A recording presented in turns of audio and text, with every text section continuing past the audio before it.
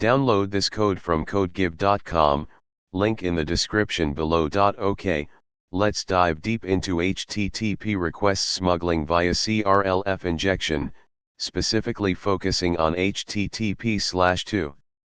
This is a complex topic, so I'll break it down with detailed explanations, potential code examples, though complete end-to-end runnable examples can be quite involved due to server setup and security considerations. Disclaimer: this information is provided for educational purposes only. Exploiting vulnerabilities without authorization is illegal and unethical. Use this knowledge to improve your understanding of security and how to protect systems. I am not responsible for any misuse of this information. Understanding HTTP request smuggling, general overview. What is it? HTTP request smuggling is a web application vulnerability that arises when an intermediary server, like a reverse proxy, load balancer, or web application firewall, WAF, interprets HTTP requests differently than the backend server. This difference in interpretation allows an attacker to smuggle malicious requests into the backend server's processing pipeline, often causing unintended behavior or security breaches. Why does it happen? The core reason is inconsistencies in how front-end and back-end servers parse and handle HTTP request boundaries. This can be due to variations in content length versus transfer encoding. Front-end might rely on content length while the back-end prioritizes transfer encoding, chunked, or vice versa. Conflicting interpretations lead to incorrect request boundary calculations. Ambiguous or malformed headers. Invalid header formatting, missing delimiters, or inconsistent use of header directives can confuse one or both servers. Varying implementation details. Differences in how servers handle edge cases, such as invalid characters in headers or malformed chunked encoding, can also be exploited. Common scenarios. CL.TE, content length, transfer encoding. Front end uses content length, back end uses transfer encoding. The attacker sends a request with both headers. The front end reads the content length bytes and forwards the rest of the request, including the smuggled request, to the back end. The back end then interprets the smuggled request based on transfer encoding. TE.CL, transfer encoding, content length. Front end uses transfer encoding, back end uses content length. The attacker sends a malicious chunked encoded request. The front end processes the chunked encoding, but the back end interprets the trailing data as a new request based on the content length header. TE.TE, transfer encoding. Both front end and back end use transfer encoding, but their handling of it differs, especially when it comes to obscure or non-standard variations. This is less common but possible. 2. HTTP/2 and request smuggling. Key differences. HTTP/2 introduces several mechanisms designed to improve performance and efficiency compared to HTTP/1.1. Crucially, HTTP/2 uses a binary protocol with multiplexing, header compression, and server push.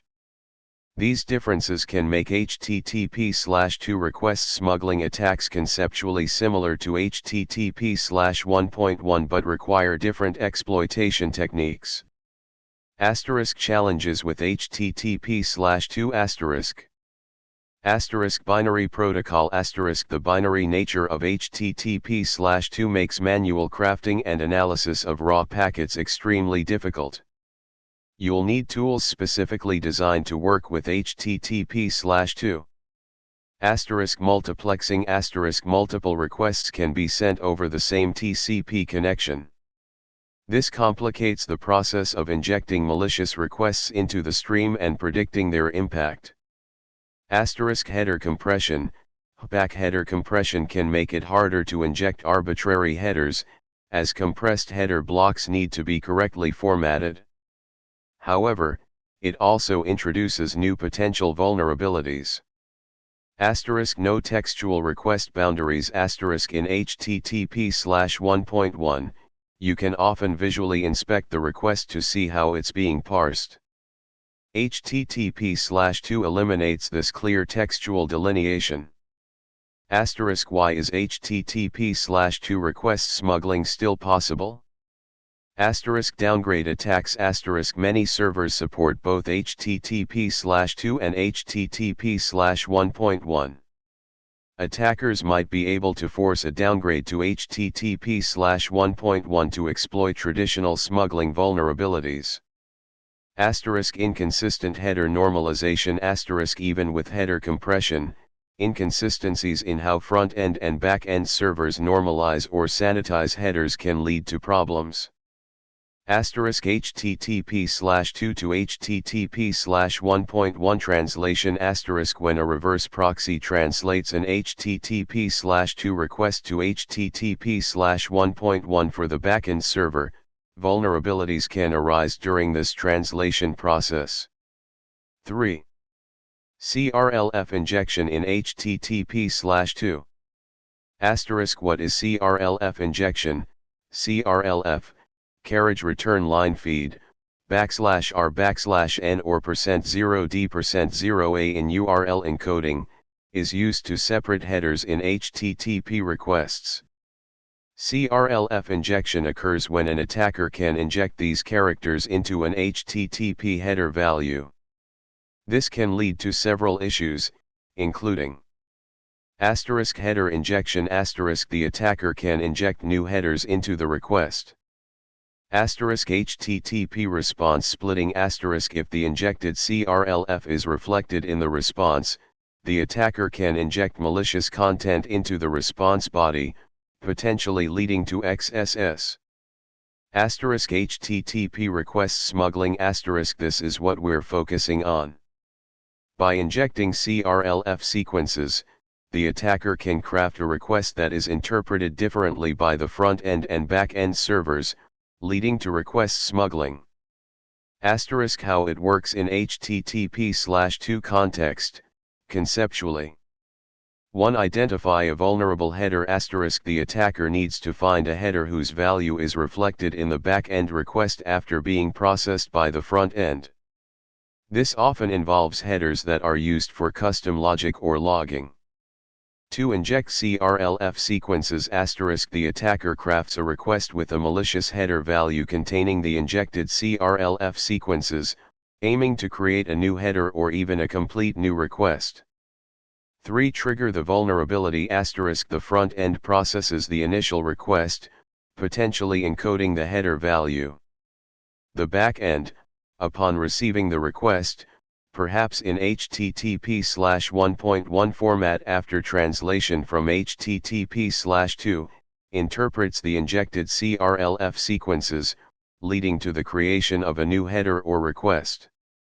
4.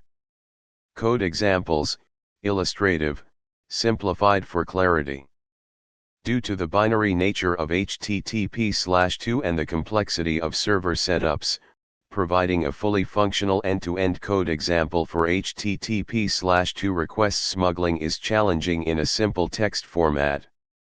However, I can illustrate the concept with simplified snippets, primarily focusing on how the headers might be manipulated. Keep in mind you would need to use libraries and tools that support HTTP/2 and be able to interact with vulnerable servers to fully exploit this in a real-world scenario. Python example, illustrative, HTTP/2 client. Explanation of the Python example, illustrative. 1. Send _HTTP2_ request function *. This function aims to simulate an HTTP/2 request by crafting a raw HTTP/1.1 request string, for demonstration purposes. In a real HTTP/2 attack, you would use an HTTP/2 client library. 2 vulnerable _ header *. This is the key. You need to identify a header that, when its value is set, ends up being reflected in the backend request after processing by the front-end proxy. The name of the header, X custom header in this example, will vary depending on the application. 3 injection _ payload *. This is where the CRLF injection happens. The example shows how to inject /r/n sequences. The goal is to inject a complete HTTP request after the injected CRLF sequences. Let's analyze the payload. *evil /r/n, this starts with a garbage value, evil, followed by a CRLF. This is often used to ensure that the injected content is treated as a new header. The purpose of evil is to possibly evade some simple filtering. *get /admin http:/1.1 /r/n, this is the start of the smuggled request, in this case, a request to /admin. *host, example.com /r/n, the host header for the smuggled request is essential. Make sure it matches the expected host for the backend server. *r/n, this final CRLF marks the end of the smuggled request's headers. For crafting the request *, the code manually constructs the raw HTTP request string. With HTTP/2, this is handled by the HTTP/2 library and frame encoding. 5 important considerations *. The code above does not use HTTP/2. It's a simplified example to illustrate the header injection concepts. To work with HTTP/2, you would replace http.client with a proper HTTP/2 library, like hyper, h2, or IOP with HTTP/2 support, and use the library's methods to encode and send the headers and data in HTTP/2 frames. V. Exploitation steps, general guidance. 1. Target identification *. Identify a target system that uses a reverse proxy, load balancer, or WAF in front of a backend server. Determine if the system supports HTTP/2. 2. Vulnerability discovery *. Identify injectable headers *. Look for headers that are processed and reflected by the backend server. Common candidates include X forwarded for, X real IP, custom headers, or any header that the application uses for logging or processing. Try sending different values for these headers and observe how they appear in the backend logs. Experiment with encoding *. Try different encoding schemes, URL encoding, percent encoding, etc., to bypass any input validation or sanitization on the front end. Try injecting %0d %0a, URL encoded CRLF, instead of /r/n. Probe for request boundary issues *. Test different content length and transfer encoding combinations, if you can downgrade to HTTP/1.1 or if the HTTP/2 to HTTP/1.1 translation is vulnerable. 3. Crafting the smuggled request *. Construct the malicious request *. Create the HTTP request that you want to smuggle into the backend. This might be a request to access an admin panel, modify data, or perform other unauthorized actions. Choose the injection point *. Select the header and the exact location within its value where you will inject the CRLF sequences and the smuggled request. Encode the payload *. Properly encode the CRLF sequences and the smuggled request to bypass any filtering or escaping mechanisms. Be mindful of HTTP/2 header compression and encoding. 4. Sending the request *. Use an HTTP/2 client *. Use a suitable HTTP/2 client library, like Hyper, H2, or IOP, to send the crafted request. Monitor the response. Analyze the server's response to see if the smuggled request was successfully processed. Look for unexpected behavior, errors, or changes to the application state. 5. Verification and impact. Verify the vulnerability. Confirm that you can consistently smuggle requests and achieve the desired impact. Assess the risk. Evaluate the potential damage that could be caused by exploiting this vulnerability. 6. Mitigation strategies. Standardize HTTP parsing. Ensure that all servers in the infrastructure, front end, back end, load balancers, WAFs, use consistent HTTP parsing libraries and configurations. This minimizes discrepancies in how requests are interpreted. Disable HTTP/1.1 if possible. If you're using HTTP/2, consider disabling HTTP/1.1 support to prevent downgrade attacks. Strict header validation. Implement strict validation and sanitization of all HTTP headers. Reject requests with invalid or malformed headers. Input encoding. Correctly encode and decode header values to prevent CRLF injection. Use built-in encoding functions provided by your programming language or framework. WAF rules.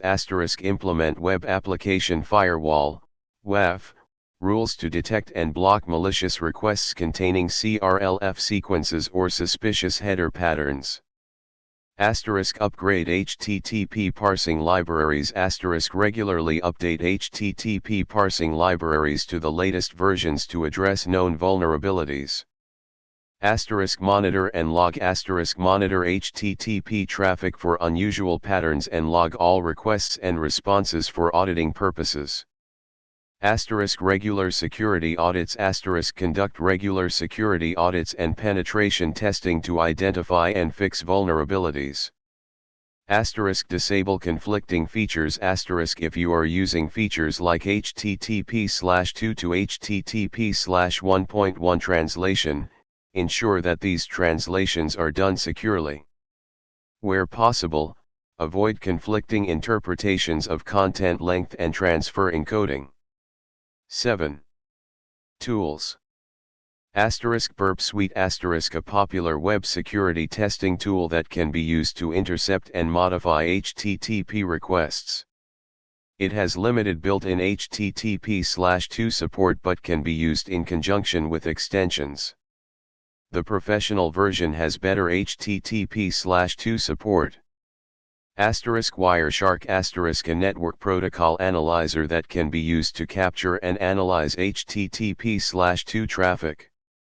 H2Load. A command line HTTP/2 benchmarking tool that can be used to send custom HTTP/2 requests. Map with the HTTP vuln. CRLF NSE script can help identify CRLF injection vulnerabilities. Custom Python scripts, using Hyper, H2, or IOP, allows for precise control over the request crafting process. 8. Important security notes. Ethical considerations. Never attempt to exploit vulnerabilities without explicit permission from the system owner. Unauthorized access is illegal and unethical. Responsible disclosure. If you discover a vulnerability, report it to the vendor or the system owner in a responsible manner. Give them time to fix the issue before disclosing it publicly. Legal ramifications. Be aware of the legal consequences of your actions. Exploiting vulnerabilities can lead to serious legal penalties. In summary, HTTP/2 request smuggling via CRLF injection is a complex but potentially serious vulnerability. It requires a deep understanding of HTTP protocols, server architectures, and security principles.